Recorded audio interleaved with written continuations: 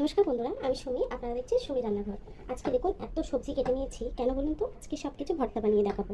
দেখুন কুমড়ো কেটে নিয়েছি, কুমড়োর ভর্তা করব, ভেন্ডি ভর্তা, আলু ভর্তা, বেগুন ভর্তা আর টমেটো ভর্তা আর ডিম ভর্তা। তো চলুন আর কি লাগছে এই ভর্তাগুলো করতে সেগুলো দেখে নিন। তার আগে আমার চ্যানেলটা যদি আপনারা সাবস্ক্রাইব না করে থাকেন, অবশ্যই আমার চ্যানেলটাকে সাবস্ক্রাইব করবেন আর আমার ভিডিওটা ভালো লাগলে ভিডিওগুলোকে লাইক দিয়ে দেবেন। তো চলুন, নিয়েছি কিছু পেঁয়াজ, বড় দেখে পেঁয়াজগুলোকে কুচিয়ে নেব সুন্দর করে।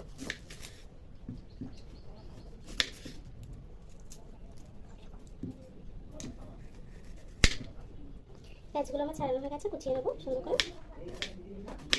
পেঁয়াজগুলো কিন্তু আমার কাটা হয়ে গেছে। আর কি লাগছে আসুন দেখে নিন। আর লাগছে শুকনো লঙ্কা। দেখুন এই শুকনো লঙ্কাগুলো নিয়ে নিয়েছি। আপনারা যতটা ঝাল খাবেন সেই অনুযায়ী লঙ্কা নেবেন।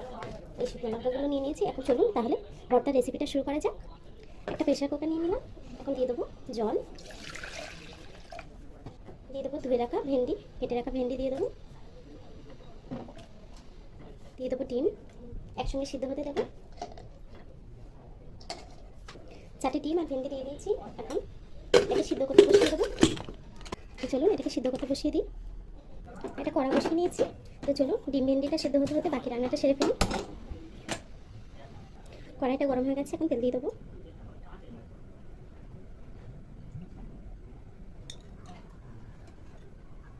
তেলটা গরম হয়ে গেছে, এখন কুমড়োগুলো ভেজে নেবো।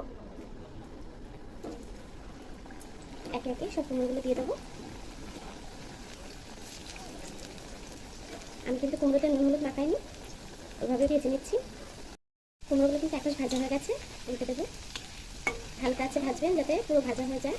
কুমড়োগুলো ভাজা হয়ে গেছে, তুলে নেবো। কুমড়োটা ভাজা হয়ে গেছে, এই তেলেই আলুগুলো ভেজে নেবো। আলুটা ভাজা হয়ে গেছে, এক পাশ উল্টে দেবো। আলুটা ভাজা হয়ে গেছে, তুলে নেবো। এই তেলেই কিন্তু বেগুনটা ভেজে নেবো। বেগুনটা তেল বেশি খায়, তার জন্য একটু চালের গুঁড়োর মধ্যে একটু কোট করে হালকা করে দিয়ে দেবো।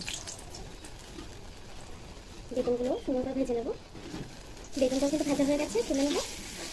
দেখুন ব্রাউন করে ভেজে নিয়েছি। দেখুন ডিম সিদ্ধ করে দুটো করে নিয়েছি, ডিমগুলো ভেজে নেবো। ডিমগুলো একটু একটু করে ভেজে নেবো।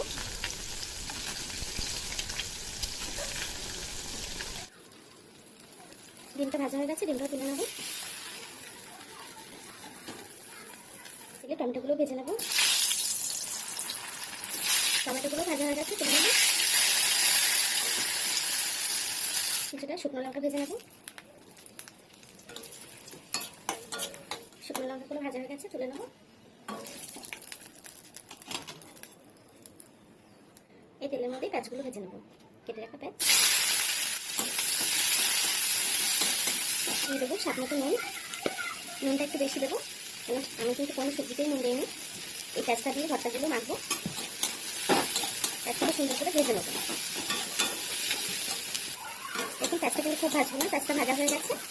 এখন নামিয়ে নেবো। তাই পেঁয়াজ ভাজিগুলো তুলে নেবো। দেখুন আমার কিন্তু সব কিছুই ভাজা হয়ে গেছে। পেঁয়াজটা খুব সুন্দর করে ভেজে নিয়েছি। আর ভর্তার জন্য সব সবজি সব কিছু কিন্তু ভালো করে ভেজে নিয়েছি। এখন এই পেঁয়াজ ভাজার ভিতরে এই শুকনো লঙ্কাগুলো দিয়ে সুন্দর করে মেখে নেবো। যার মধ্যে শুকনো লঙ্কা নিয়ে নিয়েছি, ভাজা শুকনো লঙ্কা। এখন এটাকে মেখে নেবো সুন্দর করে। পেঁয়াজের সাথে লঙ্কাটা সুন্দর করে মাখানো হয়ে গেছে। ভাজা বেগুনগুলো নিয়ে নেবো। বেগুনগুলো সুন্দর করে মেখে নেবো। সে পেঁয়াজ মাখা একটু দিয়ে দেবো।